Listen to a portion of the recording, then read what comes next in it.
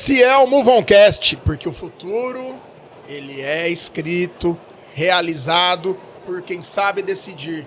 E do código ao coração, sempre há uma decisão. Nós estamos no Fórum MoveOn, um encontro de mentes brilhantes, histórias inspiradoras. E eu tô aqui com um verdadeiro profissional outlier. A história dele dá pra virar um filme, dá pra virar uma série na Netflix. Ele já me trouxe algo que preencheu meu coração, a startup do futuro. Mas calma, antes de mais nada, seja bem-vindo, Thiago, uma grande honra. Valeu, obrigado, prazer, muito bom estar aqui.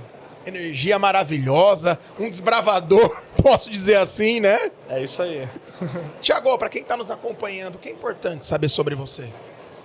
Bom, o Thiago é um cara humilde, de uma família humilde, que construiu uma grande empresa chamada Robu, que ficou presente aí em 4 países fisicamente, nasceu na área de contact center. Inclusive tive o prazer em 2017 participar de um evento na Argentina com o Fernando, de um grupo de amigos nossos, os Ostengos, que cuidam lá de alguns contact centers da Argentina, tem alguns movimentos lá. O Thiago realizou o sonho dele, que era construir uma grande empresa, vender essa empresa e não trabalhar mais por dinheiro. Esse é o Thiago. É um emergente que vem inovando e construindo, acho que um legado aqui no setor de contact center, onde as grandes empresas também apostam nas inovações que eu venho trazendo. Qual é a sua origem, Thiago? De onde você vem? Eu sou de Guarulhos, natural de Guarulhos. Hoje eu moro em Atibaia. Agora eu posso ter um pouco mais de calma, sair um pouco das rotinas de reunião. Hoje eu fico mais ali no backstage das empresas. Invisto em algumas empresas também do segmento e outros segmentos de construção também. Mas sou natural de Guarulhos. Muito bom, muito bom.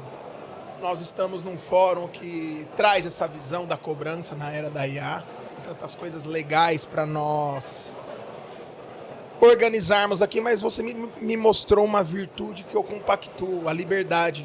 Porque nós estamos num Brasil que tem vários Brasis, né? Sim. Muitas pessoas elas não têm esse modelo mental, a cognição, a educação financeira. Esses dias a Serasa Experience revelou nos trouxe um estudo que 83 milhões das pessoas estão endividadas. Qual foi o caminho para você conquistar a sua liberdade?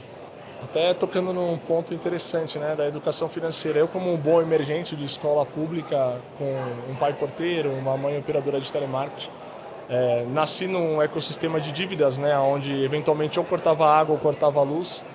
E depois que você realiza e consegue passar de algumas casas decimais e faturar alguns milhões, você descobre o tão importante é ter uma educação financeira, porque viver sem dinheiro é um problema. Mas eu passei por todos os estágios, acho que um ser humano gostaria, desde a ausência dele até um excesso no qual eu não precisaria trabalhar mais por ele. E quando você tem um volume de dinheiro significante a esse ponto, você também tem um problema. Então, um recado legal é que a gente tem que viver o hoje, principalmente, porque independente de você ter essa educação financeira, de você estar inadimplente ou estar adimplente, você sempre vai ter um problema. A diferença é que você pode ser atendido no Einstein, no hospital público, isso é fato, Mas o problema ele vai continuar existindo. Então, a educação financeira é importante, mas as pessoas que também se encontram numa situação aí mais complicada, elas também, acho que têm o direito de viver bem, viver feliz. Você falou algo que eu vou tornar aqui público e honrar uma das pessoas que é responsável por eu ter vindo morar em São Paulo. Dona Linda, minha avó, morava no IAPI, era costureira, ela falava assim: filho, que adianta o homem ganhar o mundo e perder a sua alma? E ela cuidou de muitas pessoas. Eu venho de Jaú, interior de São Paulo.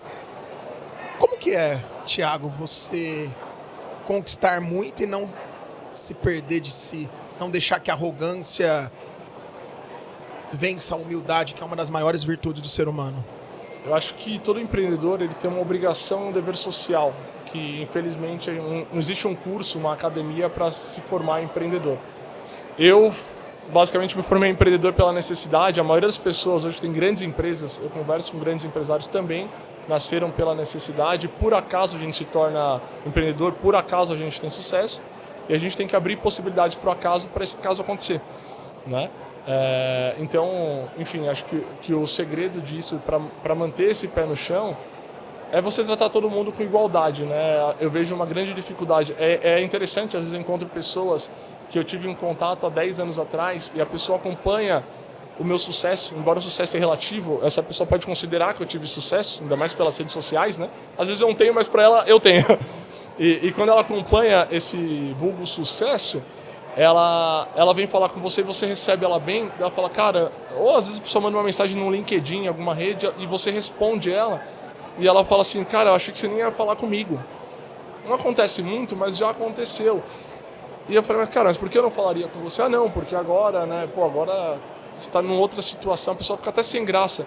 Mas eu entendo também a colocação da pessoa, porque eu sinto muito isso. Dos dois lados. Eu já contratei mais de 160 pessoas na minha antiga empresa e eu sempre tentei formar pessoas. Então, o Júlio trabalhava numa barbearia, ele ainda é sócio de uma delas.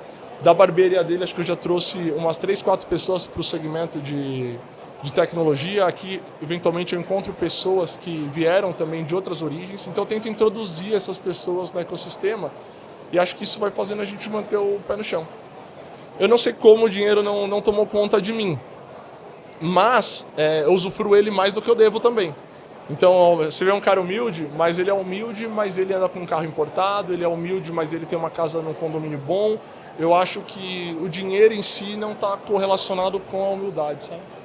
Eu gosto de uma reflexão que um professor me ensinou na faculdade de teologia, que o dinheiro é uma boa ferramenta. Só que algumas pessoas colocam no coração, outras colocam no bolso. E o dinheiro no bolso, ele se torna esse lugar de acesso, de potência. Você comentou sobre um plot twist que eu achei bem interessante. Foi uma ligação para um amigo que provavelmente é a empresa que você está hoje. Conta para nós essa história. Eu brinco que eu tenho a característica de um pincher, né? Eu lato bastante, se você bater o pé eu volto para trás, mas até então eu não sei muito bem meu lugar do mundo, eu vou explorando, entendeu? E quando eu vendi a Robô, ela já faturava alguns milhões por mês, tinha um faturamento bem expressivo. E eu fiquei em casa, decidi, eu já tinha alguns planos, mas nada ainda concretizado. E aí, de verdade, num dia X, veio uma mensagem, liga para o Thiago Oliveira, né? Eu já tinha feito negócios com ele, mas a gente não tinha uma afinidade tão grande igual a gente tem hoje. E eu telefonei para ele e falei, Ti, você acredita em Deus? E ele falou, sim, acredito muito. Eu falei, vamos conversar? Vamos. Ele achou, acho que eu queria fazer uma joint venture, alguma coisa assim. Ele não sabia que eu tinha vendido a Rubu. Não sei porque eu liguei para ele também, desta maneira, dessa forma. E a gente foi almoçar aqui do lado, no restaurante que tem aqui no Center Norte. E eu perguntei para ele se ele queria ser meu sócio ou meu concorrente. E aí ele decidiu ser meu sócio, embora numa brincadeira era a minha intenção também. E eu fiz uma proposta que eu mesmo não aceitaria a minha proposta que eu fiz para ele. Foi uma proposta do nível de, Thiago, eu quero ir para a Ótima, mas eu tinha uma meta de quando eu vendesse a minha empresa, eu iria ficar 5 anos sem utilizar nada do dinheiro da venda dessa empresa para provar para mim mesmo que eu era capaz de fazer de novo. Não foi um acaso. Embora eu abri a Robu Voice, abri a Positos, abri algumas empresas, todas elas deram certo, mas eu entendia que poderia ser o acaso ali do ecossistema que eu estava inserido. Então eu tinha uma meta de vender a empresa e não mexer no dinheiro e sobreviver, o mesmo padrão que eu tinha antes. Então eu liguei para o Thiago e falei, Thiago, vamos se encontramos, ele aceitou e fiz uma proposta que eu não aceitaria, onde eu pedi um valor significante, pedi para ele assim, coisas absurdas, e o Thiago falou, tá bom. Então assim, foi um dos caras que mais, no momento que não precisava, ainda acredito que foi um dos caras que mais confiou em mim. Nisso a gente está trazendo para o mercado da Ótima uma mudança estrutural, que eu estou participando da Ótima, além de soluções que a gente vem adicionando no mercado. De lá também nasceu a empresa Identidade, onde eu sou cofundador com ele. E também está indo muito bem, a gente está conseguindo ganhar bastante mercado aí. Um verdadeiro outlier, né? Do lado você fica até inspirado. Thiago, o podcast aqui no Fórum Movon, ele é exatamente esse convite, é um bullet, uma pílula para conhecer mais sobre você, sobre seus negócios. O que você leva do Fórum Movon 2026? Eu acredito muito que a gente, no final, leva, além do conteúdo que a gente absorve, eu acredito que o relacionamento que a gente cria nesse tipo de evento, você não vai conseguir criar pelo Discord, pelo Google Meeting, enfim, pelo Teams. Acredito que a importância desses eventos, né, ter essa continuidade, é porque vira também um ponto de encontro. Esse encontro, por acaso, muitas vezes geram bons negócios, né? Mas ainda assim estreita a relação humana, porque por trás de todo o CNPJ a gente tem um CPF que muitas vezes fica escondido. E muitas pessoas que eu estou encontrando hoje, que elas estão representando um CNPJ, no próximo evento vão estar com novos projetos, algumas vão estar aqui, outras não, mas representando muitas vezes também outras empresas. Então é importante a gente investir, patrocinar, hoje a gente patrocina o evento e acho que não pode morrer, sabe? As pessoas estão muito na era digital e acabam se afastando um pouco desse relacionamento humano, que é o que faz negócio. A máquina hoje já programa, eu sou um programador, então para mim é um pouco complicado falar sobre a inovação da IA na área da programação, onde pessoas sem conhecimento técnico nenhum estão criando aplicativos, desenvolvendo projetos. A gente que estudou muito para isso vê isso com bons olhos, mas é diferente. Então, acho que o que a gente leva aqui é literalmente o relacionamento. Eu queria ficar um pouco mais, mas eu vou pegar uma pitadinha aqui, tá? O diretor vai liberar pra mim. Sabe, já jogou fliperama já? Aquela ficha extra? Já. Napoleão Hill fala que são 30 segundos para você transferir uma verdade, uma intencionalidade. Que o dinheiro, os negócios, eles são muito mais mentais, né? Do que propriamente o que tá no PowerPoint ou no PTT. Eu lembro um dos primeiros contratos que eu fechei como advertising service. O investidor olhou para mim e falou assim: por que eu devo investir no Papo de Progresso? Eu falei, primeiro, que é o projeto da minha vida. Segundo, que eu amo pessoas. E terceiro, que isso tem a ver com o que eu vivo e não só de teoria. E você comentou algo que eu achei extraordinário. A visão da startup do futuro. Eu sei que é um tema que daria um bom episódio. Aí você pode conversar com o Manfio. E acho que seria legal. Mas para você, Tiagão, para a gente ter a nossa saideira, o que significa essa startup do futuro? Já faz alguns anos, né, enquanto eu ainda estava na minha outra companhia, eu já refletia muito sobre isso. Eu entendo que o futuro da tecnologia está sendo superado pela própria máquina. E com essa evolução você acaba acompanhando, né? Hoje é muito complicado. Um ser humano comum, ele cria um currículo com a IA, que ele manda para uma empresa que vai analisar o currículo com a IA. Então todo o processo hoje de relacionamento já está acontecendo com a inteligência artificial.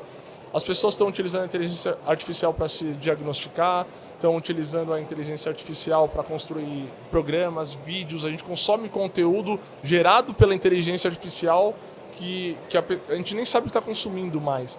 Então eu já tenho isso há alguns anos, antes mesmo dessa revolução da inteligência artificial, que nós estamos muito tempo conectados com os nossos celulares, com a nossa geladeira, com a nossa televisão, com nossos alarmes da Alexa. E eu entendo muito que a startup do futuro, né, vai ser a startup que vai tornar o ser humano mais humano. E é uma frase curta, mas que ela resume uma complexidade, uma intensidade que é difícil você materializar. O que seria uma startup onde você torna a pessoa mais humana e o que é ser humano, né, nessa geração que a gente está vivendo. Qual é o valor que o preço que o dinheiro não compra para você? O preço o que o dinheiro não compra é o seu Sebastião. O seu Sebastião é um tipo de pessoa que nasceu na roça, que ele vai na minha casa prestar serviço e ele leva uma pamonha para mim de presente. Isso o dinheiro não compra, sabe? Sensacional! Para você, espectador que nos acompanha, esse é o MoveOnCast, porque o futuro é escrito por quem sabe decidir. Nós estamos no Fórum Movon, eu sou o Gabriel Ferraz e agradeço pela sua atenção. Um abraço e até mais!